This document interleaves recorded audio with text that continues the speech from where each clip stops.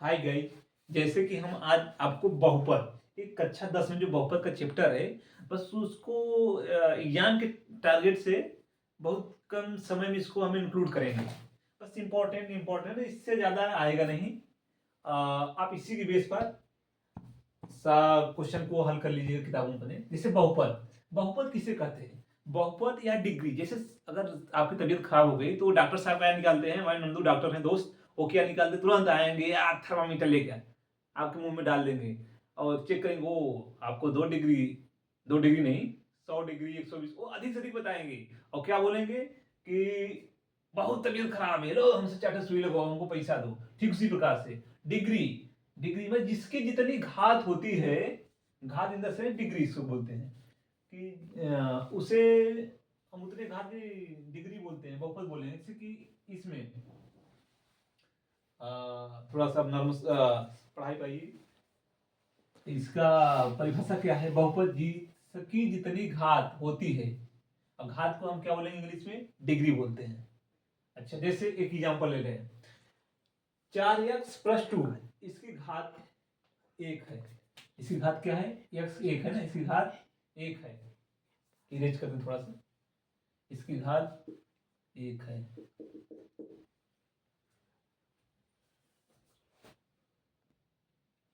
तो जैसे इसकी घात से 1 है, 4x+2 मतलब x है, तो इसकी घात क्या होगी? 1 होगी। अच्छा, इसको और क्या कहते हैं? जिसकी एक घात होती है उसे रेखी भी कहते हैं। क्या कहते हैं उसको?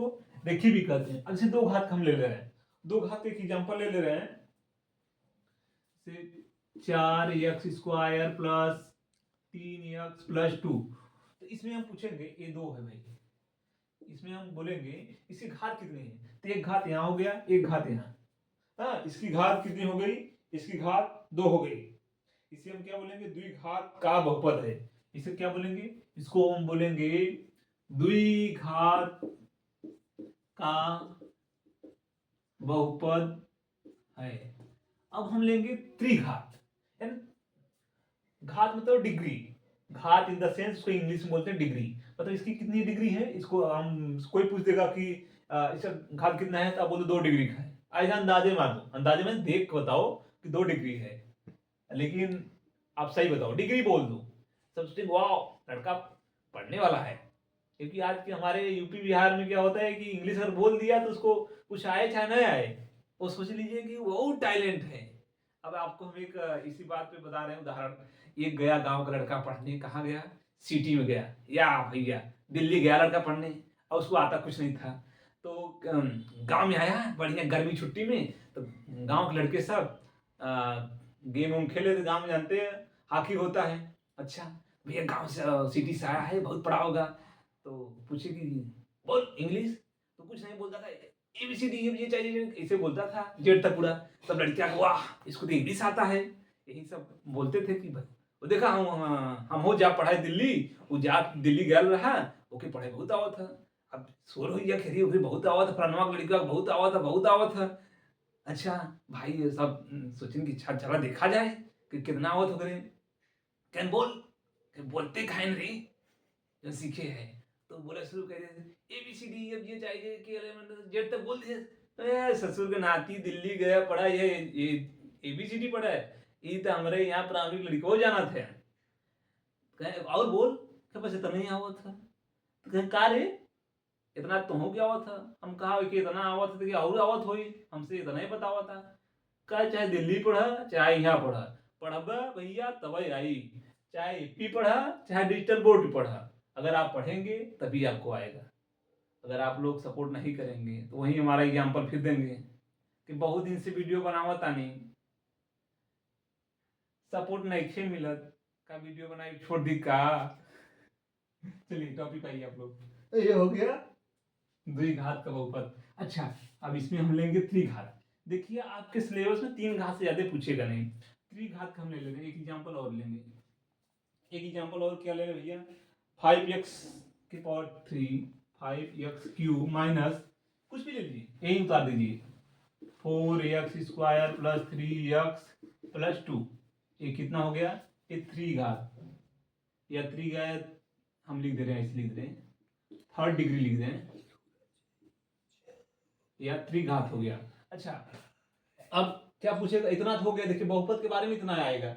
इसी में से थोड़ा सा घुमा फिरा कर एक घात कोई एग्जाम्पल दे देगा, कोई किसी प्रकार से लंबा चौड़ा कर देगा, और इसी में से घुमा फिरा कर क्वेश्चन बनाएगा, और इससे ज्यादा क्वेश्चन नहीं बनाएगा। अब इसके आगे अब देखिए आता है मूल्यों का योग। इसको हम इरेज कर रहे हैं, अगर आप लोग लिख लिए ठीक है, नहीं स्क्रीनशॉट ले लीजिए, इरेज कर देखिए। अब देखिए मूल्यों मूल्यों का योग होता है, बड़ी कक्षाओं में मूल्यों लिखता है, आपकी कक्षाओं में शून्य अंकों का योग बोला है। तो क्या है, शून्यांकों का योग, शून्यांकों का योग, और बड़ी कक्षा मूल्यों का योग जो होता है अल्फा प्लस बीटा। क्या होता है, alpha plus beta, alpha plus beta. इसका फॉर्मूला क्या होता है, माइनस बी बाई ए। और शून्यांकों का योग हो गया शून्यांकों का गुणा।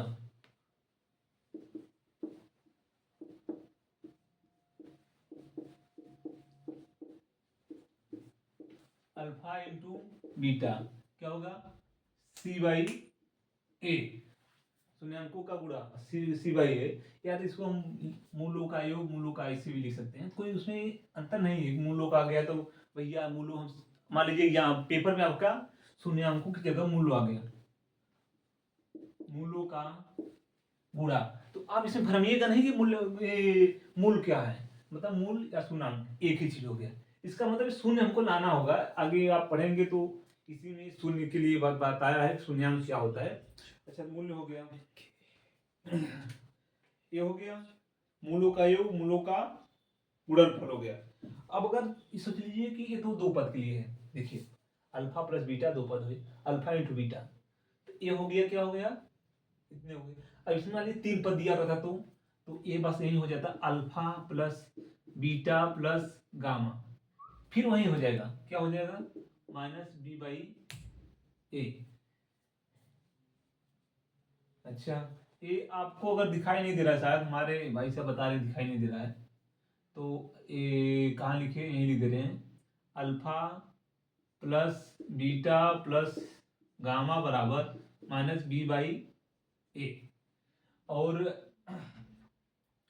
Alpha beta plus beta gamma plus gamma alpha बराबर सी बाई ए, और अल्फा बीटा गामा बराबर माइनस डी बाई ए होता है। ये हो गया फार्मूला, दिखाई दे रहा है, दिख रहा है, ये हो गया फार्मूला। अब आप सोचते होंगे कि भैया इतना तो आप लिख दिए, अब इसको हम हल कैसे करेंगे, इसके बारे में अधिकतर आपके दिमाग में ही चल रहा होगा, इसका तो आप जान रहे होंगे, शायद आगे पहले वाले कक्षा पढ़ाया गया होगा विस्तार से।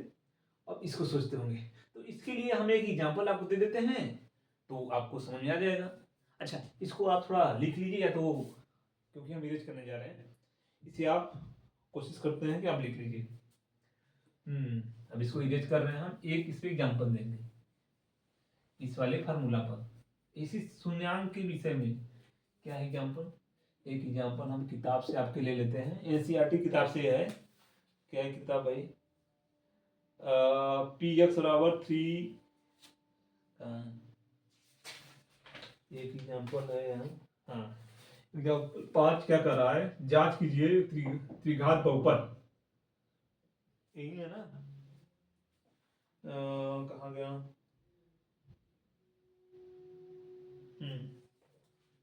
त्रिघात बहुपद, देखिए वही त्रिघात,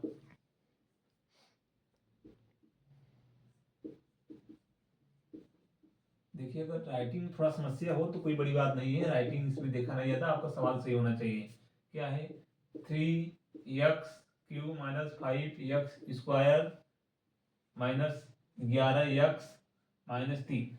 अब शून्यांक क्या क्या दिया भैया, शून्यांक क्या क्या दिया है, 3 माइनस 1 और माइनस 1/3। ये जो 3 माइनस 1 माइनस 1/3 दिया है, ये सोच लीजिए ए बी सी और डी का मान दिया है, तो इसे हम कैसे कंपेरिजन करेंगे, कौन कौन है भाई शून्यांक, शून्यांक हम इसमें अब ए जो इसमें ए बी सी डी, इसमें ए बी सी डी हम कहाँ से करेंगे, कंपेरिजन करेंगे। तो कंपेरिजन करेंगे, देखिए ए हो गया ए का मान, ऐसे प्रकार से हम लिखते चले जाएंगे। तो अब हम लिखेंगे ए का मान क्या है। तो अब हम पहले लिखेंगे ए बराबर 3, बी बराबर -5, माइनस भी लेंगे साथ में, और सी बराबर -11, और डी बराबर क्या लेंगे, -3। ये हो गया, यहां से हम ले लिए A B C A D का मान। अच्छा, माइनस जब भी उतारेंगे माइनस से ही उतारेंगे, नहीं तो प्रॉब्लम हो जाएगी। अच्छा, इस फार्मूले को आप लिख लिए और ठीक है, अन्यथा इसको लिख लें। अब हम इरेज करने जा रहे हैं, क्योंकि इसी फार्मूले पर हम आपको सवाल बताएंगे। अच्छा, कंपेरिजन किससे करेंगे, ए X Q.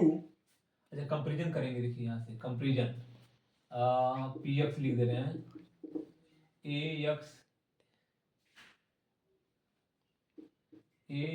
Q plus B X square plus C X plus B X square plus C X plus D. इसी में से हम कंपेरिजन करके यहाँ इसका मान हम लिखे हैं। अच्छा, इसको हम इरेज कर रहे हैं, इरेज करके हम यहाँ से बताएंगे, यहाँ से लगाना शुरू करेंगे। क्या भैया, अब इसको लिखेंगे कैसे, P3, जैसे ये जो मान दिया है इसको P3 मानेंगे, P3, इसको हम पहले यहाँ उतार लें, क्या है 3x Q minus 5x square minus 11x -3। तो इसको हम P3 पहले ऐसे लिखेंगे, Px। अब हम एक बार 3 लिखेंगे, मतलब x की जगह 3 पुट करिए, 3 पुट कर दे रहे हैं, 3, अब x की जगह रखिए 3, 3 का क्यूब कर दिए -5, यहाँ x का 3 रखिए, स्क्वायर है -11 गुणित 3 -3। कहने का मतलब है पुटिंग वैल्यू x बराबर, यहाँ लिखे हैं x बराबर 3 रखने पर क्या दिखाई दे रहा है, p बराबर 3, जहां जहां x है वहां 3 रखिए। अब इसको करिए, अब 3 का क्यूब करिए, 3 का क्यूब क्या होता है, 3 3 3 3 3 9 3 27, और एक 3 पहले से है, एक 3 पहले से है।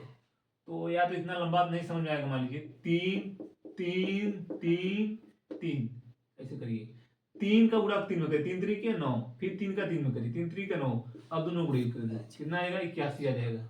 क्या हो गया 81, कितना हो गया 81, ये आ जाएगा आपका, देखिए यहाँ आया था ना, यही यहाँ पुट कर देंगे, ये हो जाएगा 81 माइनस, अब 3 दो बार है, 3 दो बार है यहाँ मान लीजिए, तो कितना आ गया 3 3 का 9, और 5 पहले से बोलते 5 5 9 45, यहाँ 45 लिखिए अब, और ये क्या है 11 3 या 33 -3।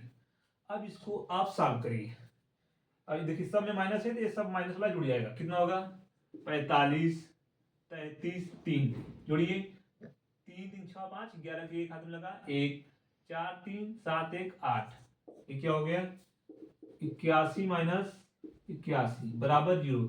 यही है शून्यांकों का योग, ये हो गया 0, मतलब इस पे सही हो गया। अब उसी प्रकार से हम -1 रखेंगे, -1/3 रखेंगे, सब 3 की जगह, यहाँ दिखा है ना। तो अब जैसे इसको अब यहाँ पुट कर देंगे, Px बराबर, अभी पेपर में स्टेप बाय स्टेप आपको लिखना होगा, मैं ऐसे कर दिया तो आप ऐसे नहीं करेंगे, नहीं आपका यमुना नंबर काटेगा, जो कि बहुत दुखदायी होगा। हाँ, क्या कर रहा है 3x Q minus 5x square minus 11x -3। अब यहाँ क्या रखिए -1 रखिए, Px बराबर -1 रखिए 3, और -1 की पावर 3 -5, फिर -1 के स्क्वायर -11 -1 -3 आ जाए, ये हो गया। अब देखिए क्या होगा, इसको जब सॉल्व करेंगे -1 की पावर 3 करेंगे तो -1 की पावर स्क्वायर क्या होता है 1 होता है, लेकिन जब एक और बचा तो ये क्या होगा -1, इसका मान क्या आएगा -1 आएगा, तो यहाँ हम क्या रखेंगे -1 गुणित 3, मतलब -3 हो जाएगा, ये हो जाएगा -3। अब यहाँ -1 का स्क्वायर, बस -1 स्क्वायर मान 1 आता है, तो -5, ये क्या हुआ माइनस, देखिए -11 में गुणा करेंगे -1 का क्या आएगा +11 हो जाएगा, यह हो जाएगा +11 -3, क्या हो गया, जोड़िए 5 3 8 8 3 11, मतलब -11 + 11, ये क्या हो गया 0, ये भी 0 हो गया, क्या दिख रहा है। इसी प्रकार से -1/3 रखेंगे, जब -1/3 रखेंगे इस वाले वैल्यू में कहां रखेंगे, px बराबर 3x³ -5x²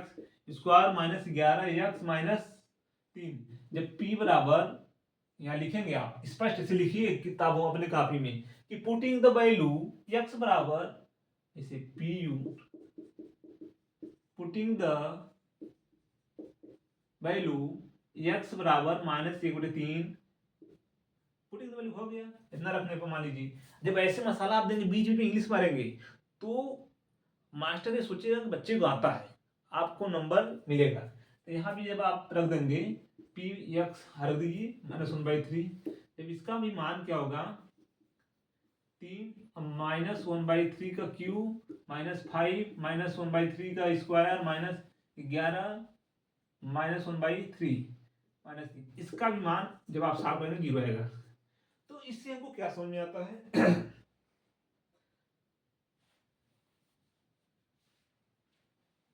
इसके अब हम लास्ट में क्या लिखेंगे, लिखेंगे पी एक्स बराबर 3x³ -5x² -11x+3 के शून्यांक 3 -1 -1/3 है। जब इतना आप लिखेंगे तब आपको एग्जामिनर नंबर ठीक ठाक देगा, अन्यथा नंबर में आना का नहीं करेगा। अब इसके आगे का क्या है भाई फॉर्मूला, इसके आगे का अब हम डी के बारे में निकालेंगे। अब इतना हो गया, देखिए जो कि सही नहीं है, किताबों में क्या दिया है कि एग्जाम के दृष्टि से सही नहीं है।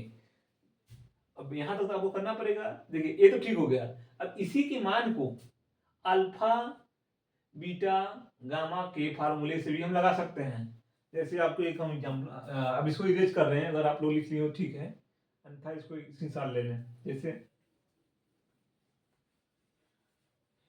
यहाँ इतने में बताएंगे alpha plus beta plus gamma बराबर -b/a, इसको b/a कर लिखिए, alpha beta plus beta gamma plus gamma alpha c/a, ये माइनस नहीं है c/a है, और अल्फा बीटा गामा बराबर d/a, इस फार्मूले से भी आप लगा सकते हैं और सबका सेम आंसर आएगा, आंसर में कोई कमी नहीं होगी, ठीक है।